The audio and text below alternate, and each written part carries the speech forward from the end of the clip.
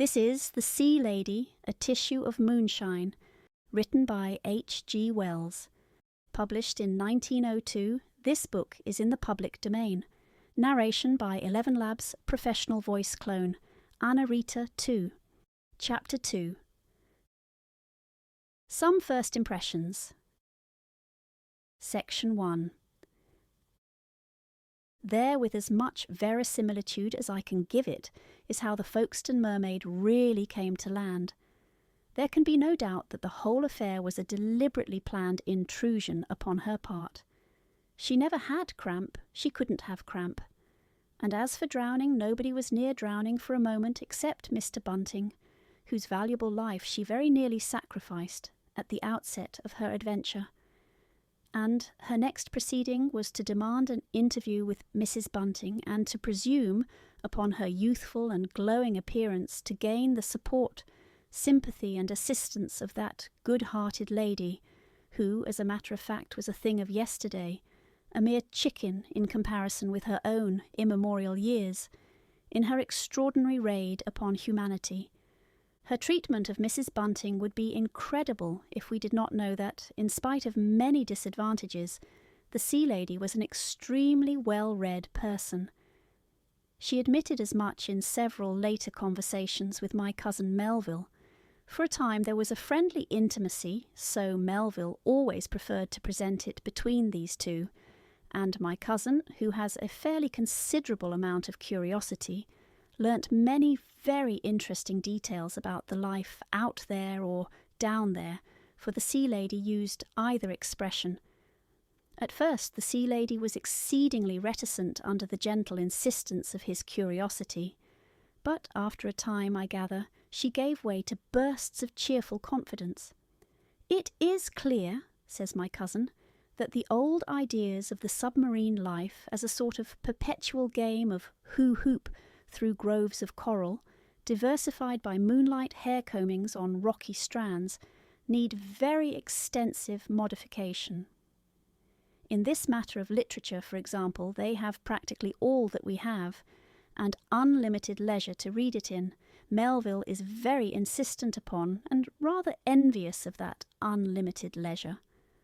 A picture of a mermaid swinging in a hammock of woven seaweed, with what bishops call a latter-day novel in one hand and a 16-candle-power phosphorescent fish in the other, may jar upon one's preconceptions, but it is certainly far more in accordance with the picture of the abyss she printed on his mind. Everywhere change works her will on things. Everywhere, and even among the immortals, modernity spreads. Even on Olympus, I suppose, there is a progressive party and a new Phaeton agitating to supersede the horses of his father by some solar motor of his own. I suggested as much to Melville, and he said, "Horrible, horrible," and stared hard at my study fire. Dear old Melville! She gave him no end of facts about deep-sea reading. Of course they do not print books out there, for the printer's ink under water would not so much run as fly, she made that very plain. But in one way or another, nearly the whole of terrestrial literature, says Melville, has come to them. "We know," she said. They form indeed a distinct reading public, and additions to their vast submerged library that circulates forever with the tides are now pretty systematically sought. The sources are various, and in some cases a little odd. Many books have been found in sunken ships. "Indeed," said Melville, "there is always a dropping and blowing overboard of novels and magazines from most passenger-carrying vessels sometimes, but these are not as a rule valuable additions, a deliberate shying overboard, but sometimes books of an exceptional sort are thrown over when they are quite finished." Melville is a dainty, irritable reader, and no doubt he understood that.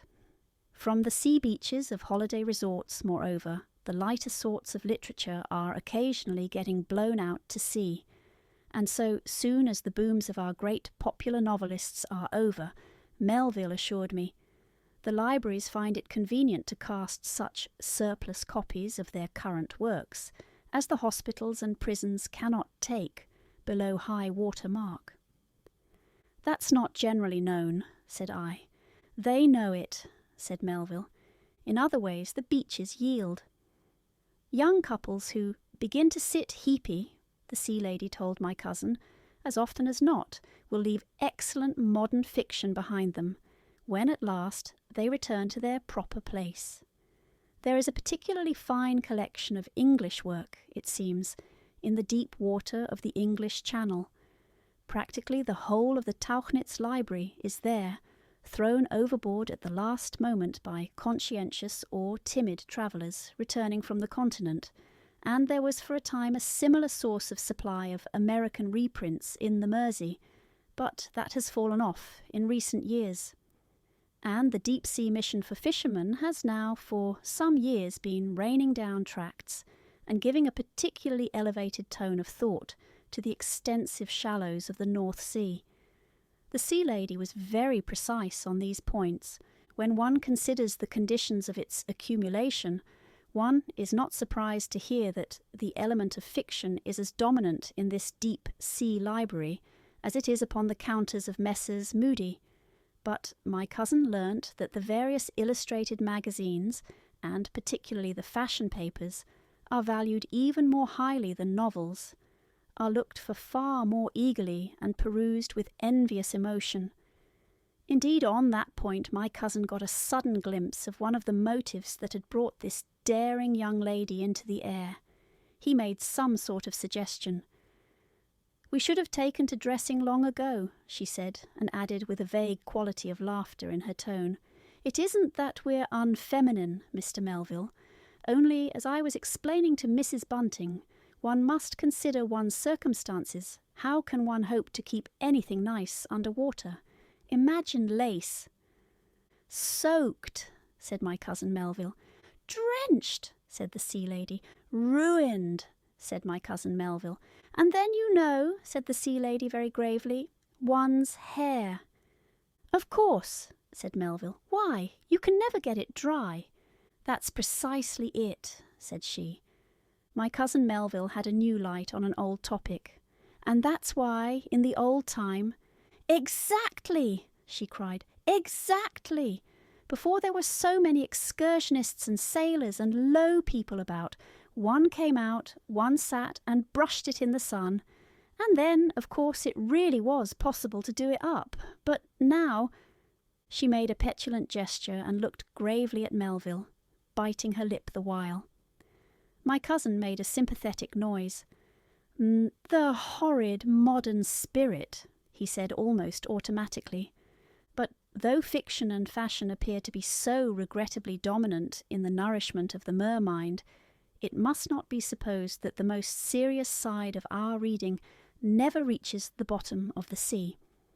There was, for example, a case quite recently, the sea lady said, of the captain of a sailing ship whose mind had become unhinged by the huckstering uproar of the Times and Daily Mail, and who had not only bought a second-hand copy of the Times reprint of the Encyclopaedia Britannica, but also that dense collection of literary snacks and samples, that all-literature sausage which has been compressed under the weighty editing of Dr. Richard Garnett.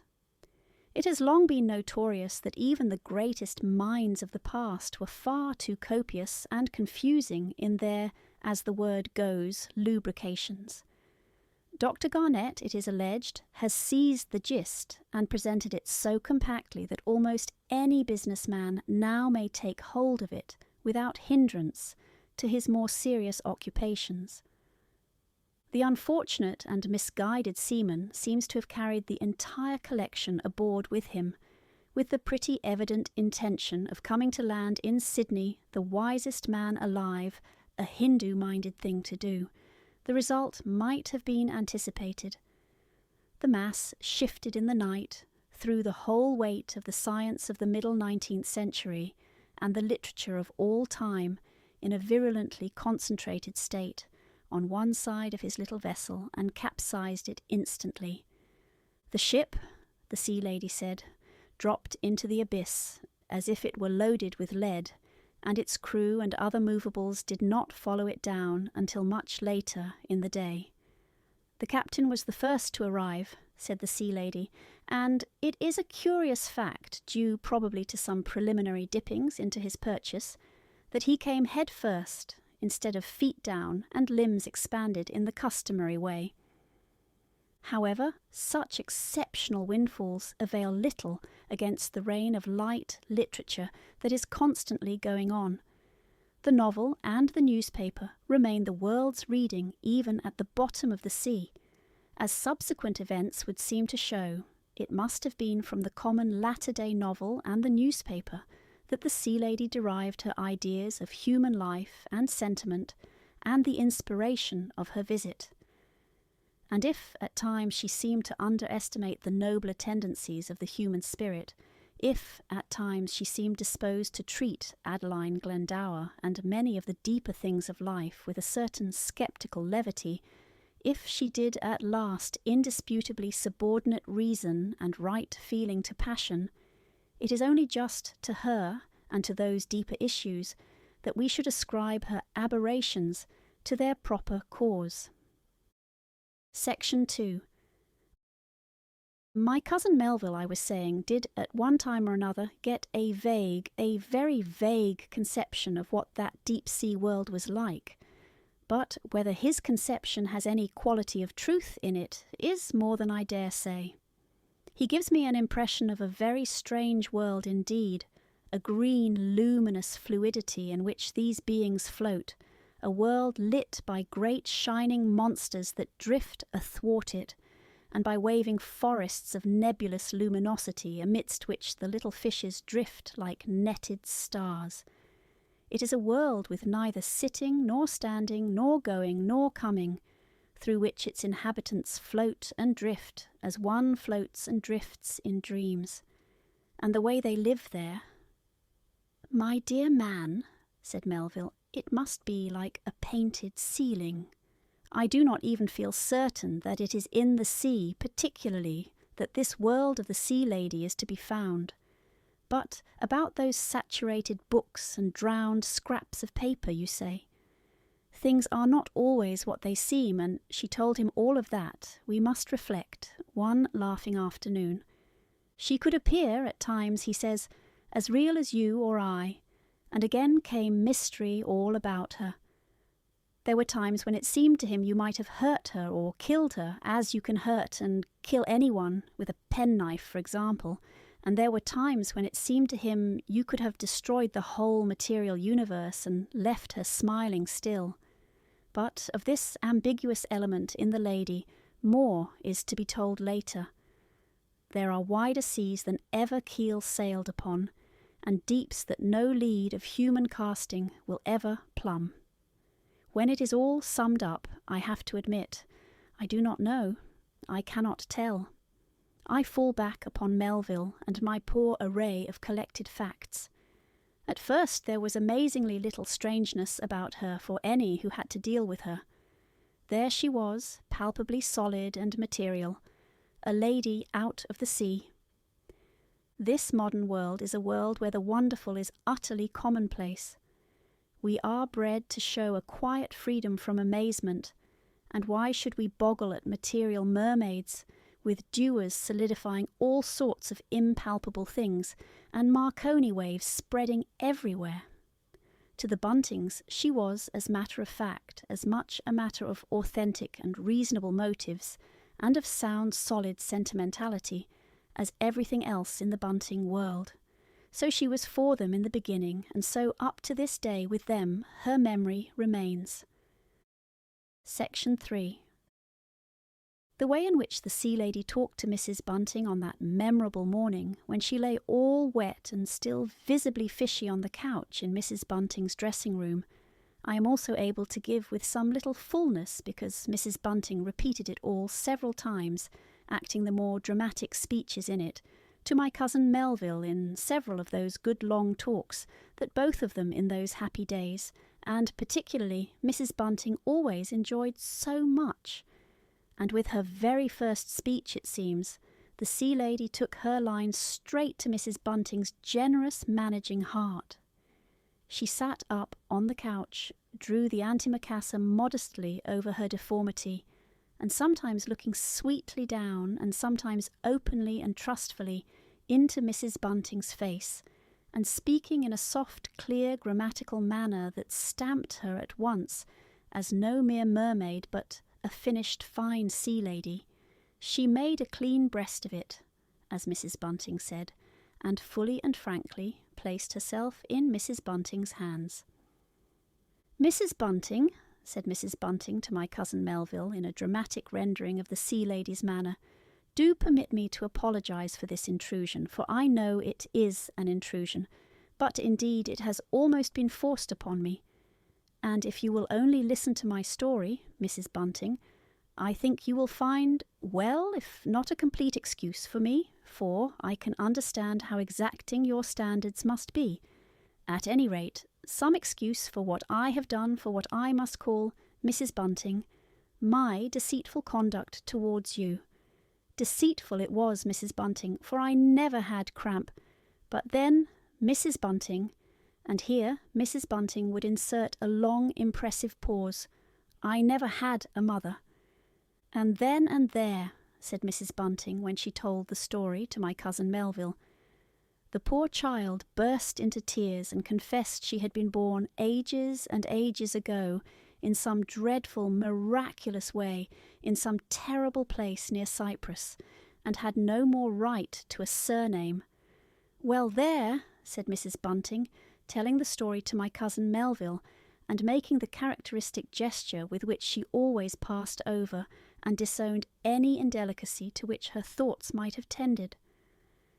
And all the while speaking with such a nice accent and moving in such a ladylike way.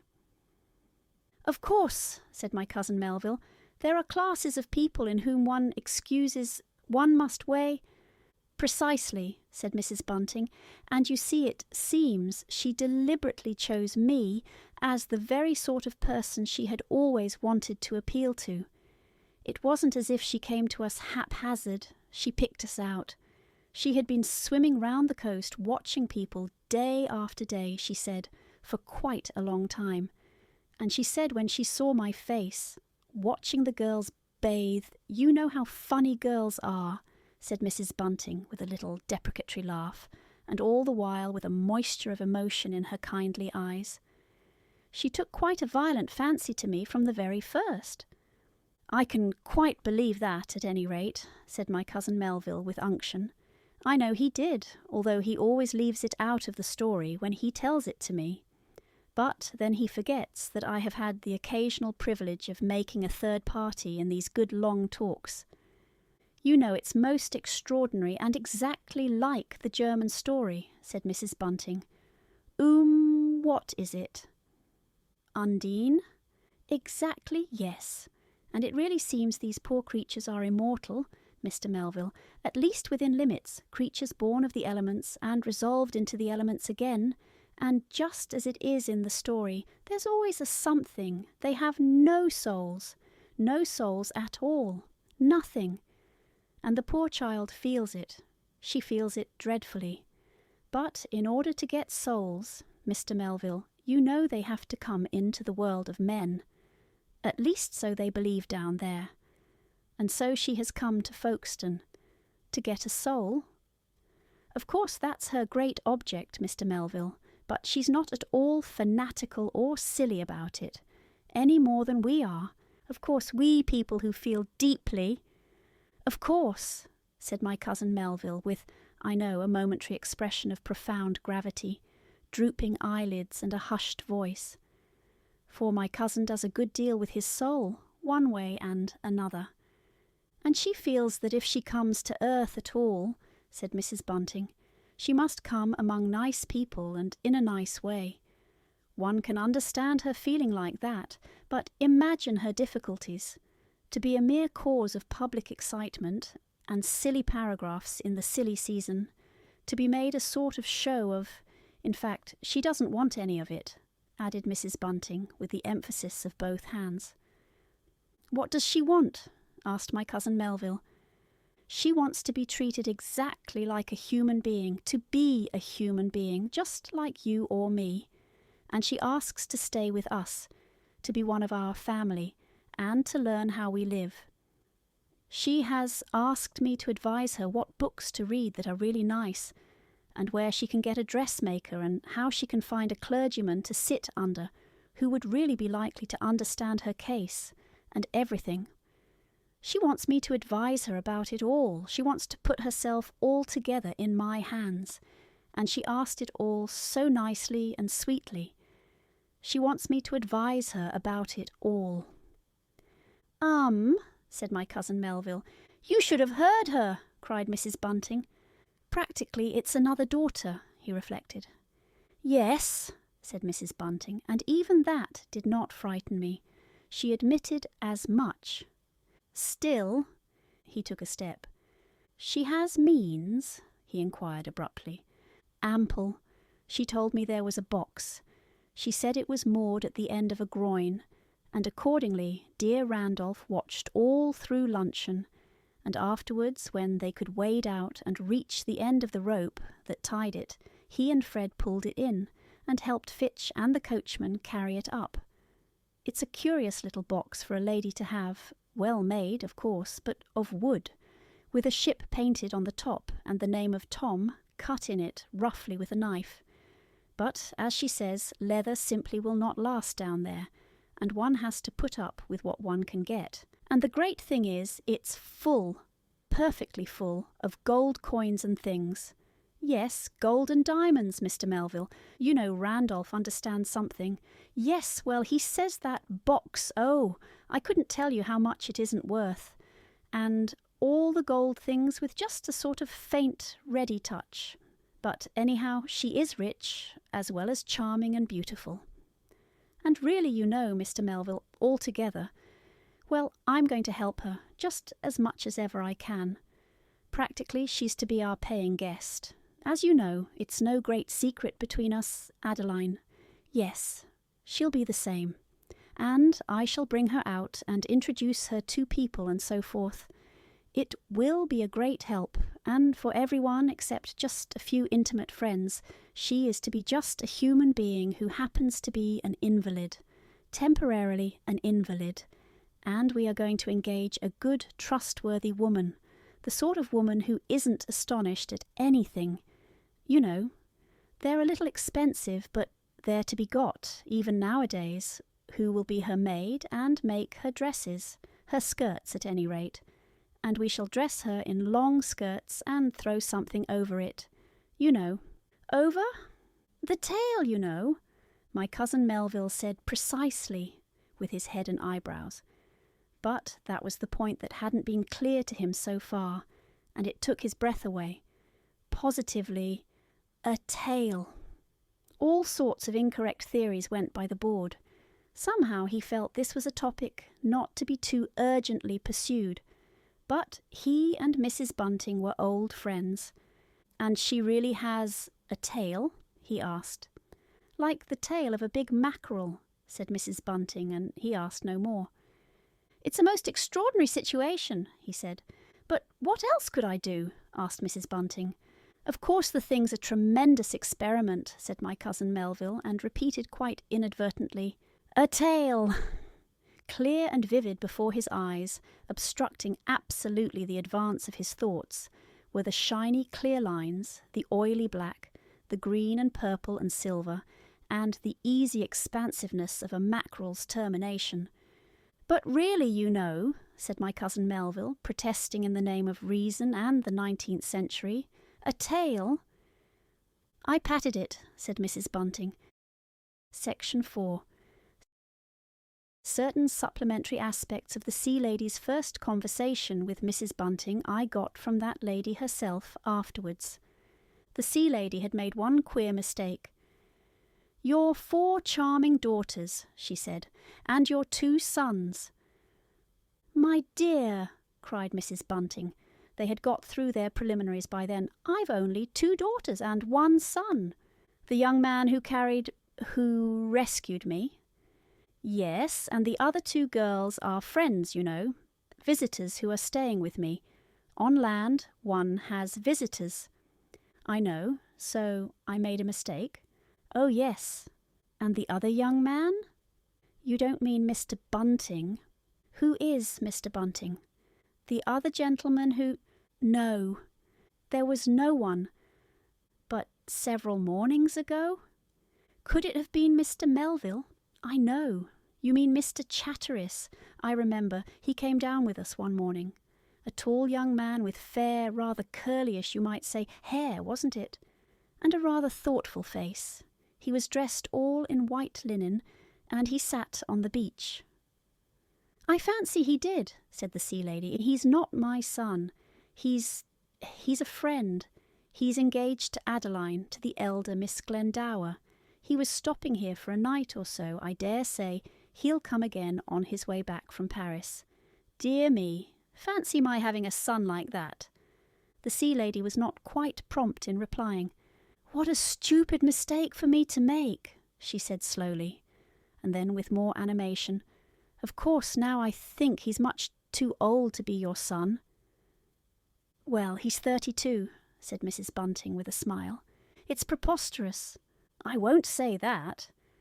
But I saw him only at a distance, you know, said the sea lady, and then, and so he is engaged to Miss Glendower, and Miss Glendower is the young lady in the purple robe who carried a book. Yes, said Mrs. Bunting, that's the one. They've been engaged 3 months. Dear me, said the sea lady. She seemed... And is he very much in love with her? Of course, said Mrs. Bunting, and very much. Oh, of course, if he wasn't, he wouldn't... Of course, said the sea lady thoughtfully. And it's such an excellent match in every way.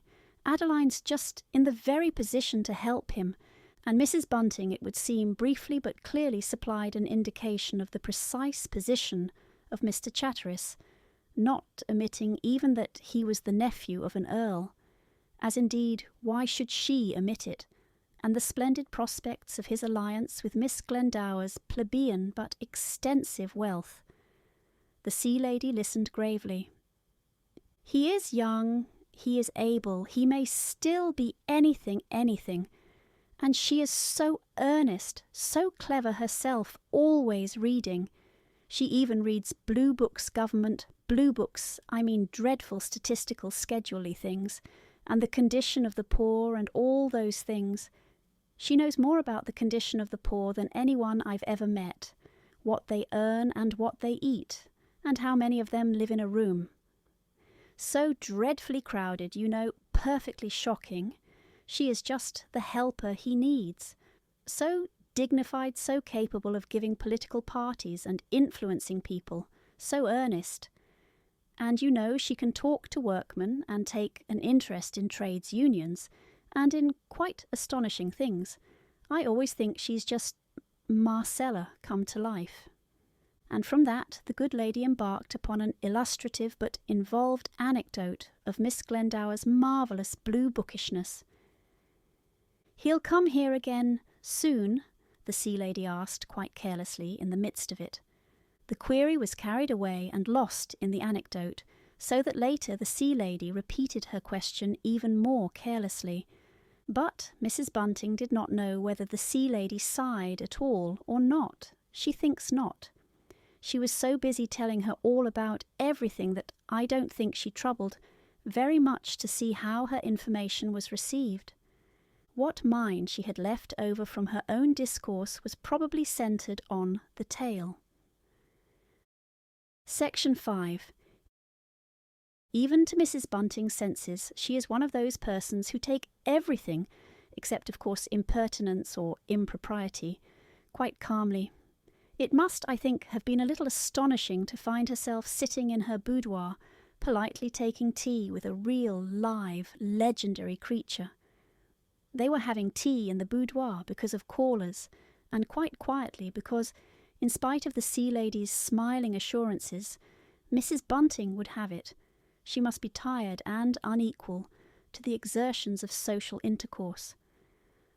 After such a journey, said Mrs. Bunting. There were just the 3, Adeline Glendower being the 3rd, and Fred and the 3 other girls, I understand, hung about in a general sort of way up and down the staircase, to the great annoyance of the servants who were thus kept out of it altogether. confirming one another's views of the tale, arguing on the theory of mermaids, revisiting the garden and beach, and trying to invent an excuse for seeing the invalid again.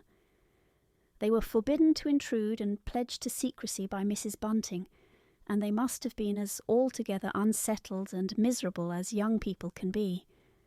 For a time they played croquet in a half-hearted way, each no doubt with an eye on the boudoir window, and as for Mr. Bunting, he was in bed. I gather that the three ladies sat and talked as any three ladies all quite resolved to be pleasant to one another would talk. Mrs. Bunting and Miss Glendower were far too well trained in the observances of good society, which is, as everyone knows, even the best of it now, extremely mixed, to make too searching inquiries into the sea lady's status and way of life, or precisely where she lived when she was at home, or whom she knew or didn't know. Though in their several ways they wanted to know badly enough. The sea lady volunteered no information, contenting herself with an entertaining superficiality of touch and go in the most ladylike way. She professed herself greatly delighted with the sensation of being in air and superficially quite dry, and was particularly charmed with the tea. "And don't you have tea?" cried Miss Glendower, startled. "How can we? But do you really mean—" "I've never tasted tea before. How do you think we can boil a kettle?" "What a wonderful world it must be!" cried Adeline, and Mrs. Bunting said, "I can hardly imagine it without tea. It's worse than—it reminds me of abroad." Mrs. Bunting was in the act of refilling the sea lady's cup. "I suppose," she said suddenly, "as you're not used to it, it won't affect your digest—" She glanced at Adeline and hesitated. "But it's China tea." And she filled the cup. "It's an inconceivable world to me," said Adeline. "Quite." Her dark eyes rested thoughtfully on the sea lady for a space. "Inconceivable," she repeated, for, in that unaccountable way in which a whisper will attract attention, that a turmoil fails to arouse, the tea had opened her eyes far more than the tale. The sea lady looked at her with sudden frankness. "And think how wonderful all this must seem to me," she remarked. But Adeline's imagination was aroused for the moment, and she was not to be put aside by the sea lady's terrestrial impressions. She pierced for a moment or so the ladylike serenity, the assumption of a terrestrial fashion of mind that was imposing so successfully upon Mrs. Bunting. "It must be," she said, "the strangest world." And she stopped invitingly. She could not go beyond that, and the sea lady would not help her. There was a pause, a silent, eager search for topics. Apropos of the Nephetos roses on the table, they talked of flowers, and Miss Glendower ventured, "You have your anemones too. How beautiful they must be amidst the rocks." And the sea lady said they were very pretty, especially the cultivated sorts. "And the fishes," said Mrs. Bunting. "How wonderful it must be to see the fishes." "Some of them," volunteered the sea lady, "will come and feed out of one's hand." Mrs. Bunting made a little coo of approval. She was reminded of chrysanthemum shows and the outside of the Royal Academy exhibition, and she was one of those people to whom only the familiar is really satisfying. She had a momentary vision of the abyss as a sort of diverticulum of Piccadilly and the Temple, a place unexpectedly rational and comfortable. There was a kink for a time about a little matter of illumination, but it recurred to Mrs. Bunting only long after. The sea lady had turned from Miss Glendower's interrogative gravity of expression to the sunlight. "The sunlight seems so golden here," said the sea lady. "Is it always golden?" "You have that beautiful greenery blue shimmer, I suppose," said Miss Glendower, "that one catches sometimes ever so faintly in aquaria." "One lives deeper than that," said the sea lady. "Everything is phosphorescent, you know, a mile or so down, and it's like, I hardly know, as towns look at night, only brighter, like piers and things like that." "Really," said Mrs. Bunting, with the Strand after the theatres in her head, quite bright?" "Oh, quite," said the sea lady. "But," struggled Adeline, "is it never put out?" "It's so different," said the sea lady. "That's why it is so interesting," said Adeline. "There are no nights and days, you know, no time nor anything of that sort." "Now that's very queer," said Mrs. Bunting with Miss Glendower's teacup in her hand. They were both drinking quite a lot of tea absent-mindedly, in their interest in the sea lady. "But how do you tell when it's Sunday?" "We don't," began the sea lady. "At least not exactly." "And then, of course, one hears the beautiful hymns that are sung on the passenger ships." "Of course," said Mrs. Bunting, having sung so in her youth and quite forgetting something elusive that she had previously seemed to catch. But afterwards there came a glimpse of some more serious divergence, a glimpse merely. Miss Glendower hazarded a supposition that the sea people also had their problems, and then it would seem the natural earnestness of her disposition overcame her proper attitude of ladylike superficiality, and she began to ask questions. There can be no doubt that the sea lady was evasive, and Miss Glendower, perceiving that she had been a trifle urgent, tried to cover her error by expressing a general impression. "I can't see it," she said, with a gesture that asked for sympathy. "One wants to see it, one wants to be it, one needs to be born a mer child." "A mer child?" asked the sea lady. "Yes, don't you call your little ones?" "What little ones?" asked the sea lady. She regarded them for a moment with a frank wonder, the undying wonder of the immortals at that perpetual decay and death and replacement which is the gist of human life. Then, at the expression of their faces, she seemed to recollect. "Of course," she said, and then, with a transition that made pursuit difficult, she agreed with Adeline. "It is different," she said. "It is wonderful. One feels so alike, you know, and so different. That's just where it is so wonderful. Do I look? And yet, you know, I have never had my hair up, nor worn a dressing gown before today." "What do you wear?" asked Miss Glendower. "Very charming things, I suppose." "It's a different costume altogether," said the sea lady, brushing away a crumb. Just for a moment Mrs. Bunting regarded her visitor fixedly. She had, I fancy, in that moment, an indistinct, imperfect glimpse of pagan possibilities. But there, you know, was the sea lady in her wrapper, so palpably a lady, with her pretty hair brought up to date, and such a frank innocence in her eyes, that Mrs. Bunting's suspicions vanished as they came. But I am not so sure of Adeline,